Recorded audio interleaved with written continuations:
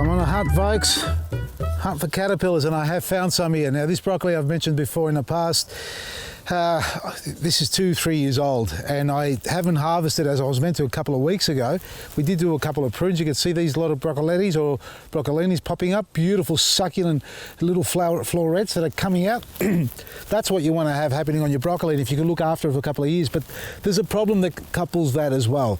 When you do allow your broccoli to grow out like this, even if you're doing continuous picking, eventually the Brix level on the older leaves is going to drop. And when it does drop, that becomes an alarm bell and a siren for the little pests. And I'm talking about caterpillars and a cabbage white butterfly.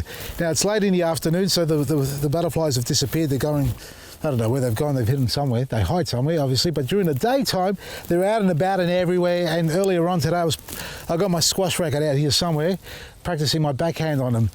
Now, there are other means of controlling them, but look, the white butterfly is not the problem. It's a beautiful little, dainty white butterfly that flutters around the garden, going from flower to flower, on the hunt for its nectar, so it can feed up really well, but it's also looking somewhere to lay its eggs and reproduce.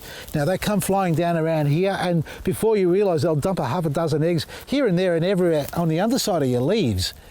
And they're like they look like the shape of an egg, but they're yellow in colour, and they just hang there. 3 or 4 days later, they hatch out, and then you get this, and this tiny little caterpillar hatching out.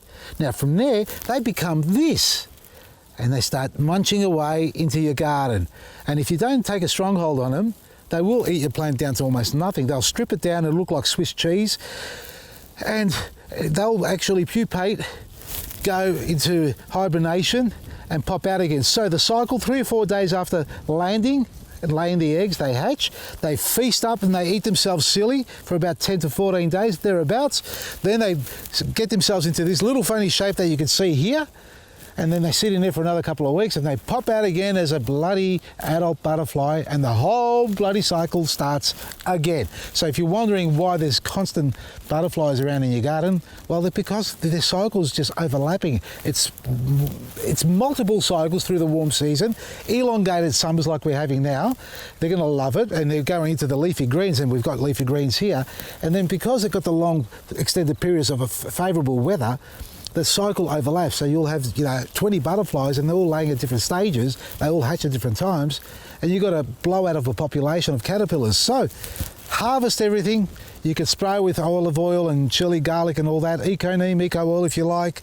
I basically pick them off and squash them. Sometimes I eat them not knowing that I've ate them, but it's okay. Protein, they're clean, they eat the plant, I eat the plant, we share.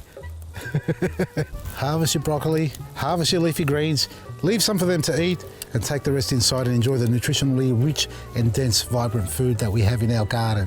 And it only grows when you use organic products. So check out our website, vasilisgarden.com. Everything you need, every day. From me, Vasili, Maresi.